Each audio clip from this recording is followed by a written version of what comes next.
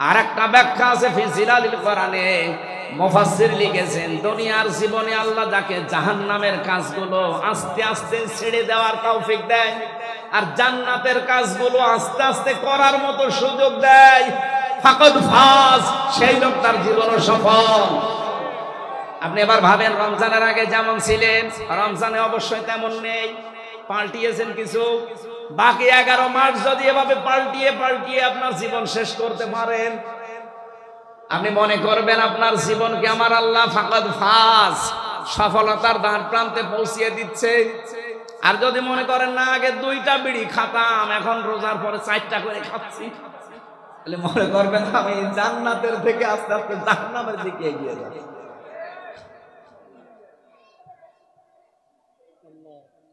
এই যে জান্নাত আর জাহান্নাম 2টা শব্দ, একটা প্রথম জাহান্নামের একটা নাম আছে নার, জাহান্নামের নাম কি? এই জাহান্নামের নার, আগুন, এটা পুরোটাই যেহেতু আমার আল্লাহ আগুন দিয়ে জ্বালিয়ে রেখেছেন, এই জাহান্নামে আল্লাহ দেবেন কাদের? এই জায়গায় একটা প্রশ্ন আছে। রব্বুল আলামিন জানিয়েছেন ফাম ওয়া বুররিসাতিল জাহিমু লিমাইয়ারা ফাআম্মা মান তাগা ওয়া আসারাল হায়াতাদ দুনিয়া ফাইন্নাল জাহিমা হিয়াল মাআওয়া। বলেন আল্লাহু আকবার। রব্বুল আলামিন বলেন জাহান্নামকে সেদিন দৃশ্যমান করা হবে, আমাদের সামনে নিয়ে আসা হবে। পৃথিবীতে যারা সীমা লঙ্ঘন করেছে এই মানুষকে, আর দুনিয়ার জীবনকে যারা এসার করেছে, প্রাধান্য দিয়েছে, অগ্র অধিকার দিয়েছে, এই 2টা গুণ যাদের দুনিয়াতে ছিল তাদের এই জাহান্নামে দেওয়া হবে, আর জাহান্নাম হবে তাদের আশ্রয়স্থল। বলেন নাউজুবিল্লাহ।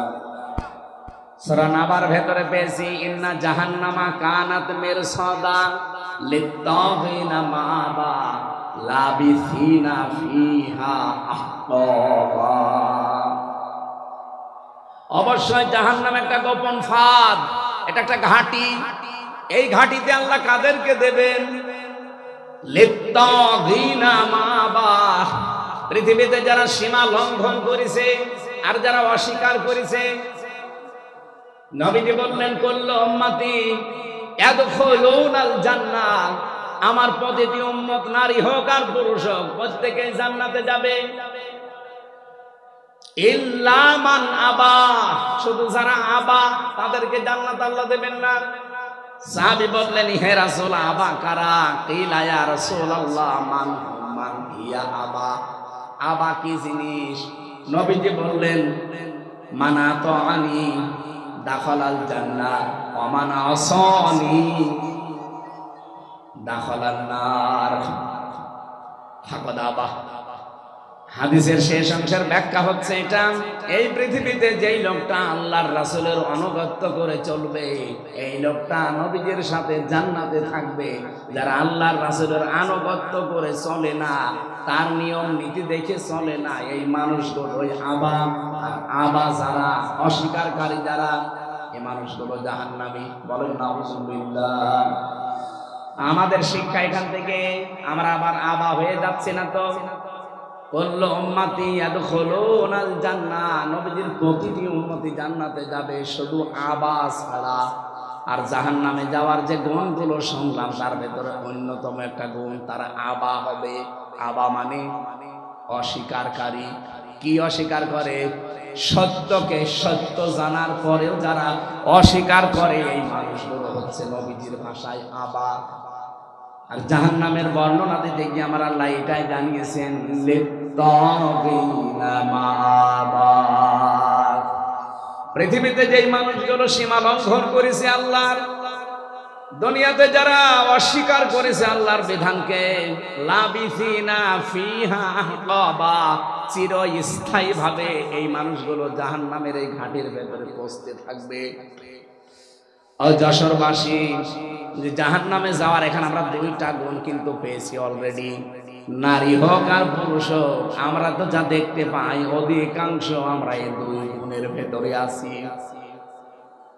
1 নম্বরে আমরা সীমা লঙ্ঘন করছি খুব বেশি।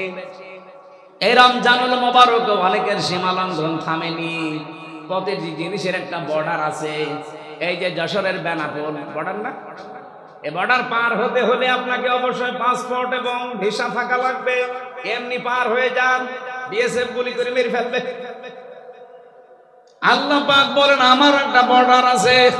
আমার বর্ডার বাংলাদেশে প্রায় বর্ডার আছে 22টা। এই তার ভেতরে বেনাপোল একটা, আর আল্লাহর বর্ডার 23টা। কয়টা? 8টা। না না, আল্লাহর বর্ডার একটা কে বলেছে আপনাকে? আল্লাহর বর্ডার 500টা। এই কোরআনে আল্লাহ বর্ডার দিয়েছেন 500। কয়শো? রমজানুল মোবারকে আমার আল্লাহর বর্ডার কি? শুধু না খেয়ে থাকলে যদি আপনার রোজা হয়ে যেত। আমি যে হাদিস পড়েছিলাম এবার আলেমদেরকে বলছি, নবীজি কিন্তু আসিয়ামু আজিজি দিয়েছেন কি? আসসামুনি ওয়া আনা আজিজি বিহি।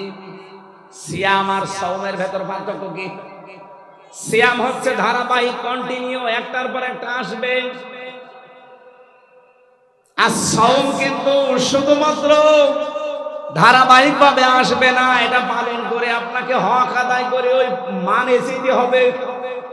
এই জন্য অন্যান্য নবীর উম্মতদের উপরে সিয়াম ফরজ ছিল। কি ছিল?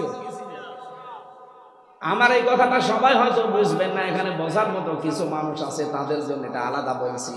সিয়াম আর সাওম এক জিনিস না। পৃথিবীতে যত নবীর উম্মত ছিল তাদের উপরে সাওম ফরজ ছিল না সিয়াম? বলেন বলেন। কুতিবা আলাইকুমুস সিয়াম, তোমাদের উপরে রোজা ফরজ করে দিলাম, লিখে দিলাম। কামা কুতিবা আলাল্লাযিনা মিন ক্বাবলিকুম, তোমাদের পূর্বে যারা ছিল তাদের উপরে এই সিয়াম কি ছিল? বলেন বলেন। এটা যেহেতু কন্টিনিউ আসে, ধারাবাহিক, একটার পর একটা চলে আসতে থাকে। আপনি দেখবেন অন্যান্য নবীর উম্মতদের সিয়ামের সাথে আমাদের সিয়ামের মিল নেই। কি? ইহুদিরা মুহাম্মদের উম্মত বলে যারা দাবি করে, ওরা এই পৃথিবীর এখন সবচেয়ে বড় নিকৃষ্ট জাতি। ওরা মানুষকে ধোঁকা দিয়ে বোকা বানিয়ে দুনিয়া থেকে বিদায় করে দিচ্ছে। ফিলিস্তিনে যুদ্ধ বিরতির নাম দিয়ে মুসলমান শিশুদেরকে, নারীদেরকে ঘরের ভেতরে ঢুকিয়ে বোম বাস্টিং করে দুনিয়া থেকে বিদায় করে দিচ্ছে। এদের মতো ধোঁকাবাজ, এদের মতো অপকর্মকারী পৃথিবীতে আর নেই। এই পৃথিবীর যত বড় বড় অপকর্ম সব মূল হোতা ইহুদিরা। আপনি দেখেন সে ওদের জন্মে থেকে শুরু হয়েছে। এই যে বিড়ি, যদিও যশোরে বড়ি কথা বলা ঠিক না, সব তো এখানে হয়। এই পাশে হয় না নাভারণে? নাভারণ না বেনাপোলে হয় জানো? এই যে বিড়ি, এটার দ্বারা কত রকমের ক্ষতি হয়। কমপক্ষে 5টা ক্ষতি তো আপনার শরীরের হয়, তার ভেতরে একটা আপনার কলিজা নষ্ট হয়ে যায়। এটা মানেন তো না? বিজ্ঞান দ্বারা প্রমাণিত পৃথিবীতে একটাই মাত্র খাবার, যে খাবার বিক্রি করার আগে তার গায়ে লিখে দেওয়া লাগে যে এটা নিষিদ্ধ। নাম কি? বিড়ির আগে লেখা নেই, সতর্ক বার্তা লেখা নেই, যেটা খেলে কি হয়? ক্যান্সার হয়। সেটা যেহেতু এই জেলায় তৈরি হয়, আর আমি যেহেতু আছি, এই জন্য বেশি ফতোয়া দিতে পারছি না, হালকা পাতলা বলছি। এই যে বিড়ি, এর মূল হোতা, আবিষ্কারক যারা প্রথমে এই পৃথিবীতে বিড়ি বানিয়েছে ইহুদিরা। কারা?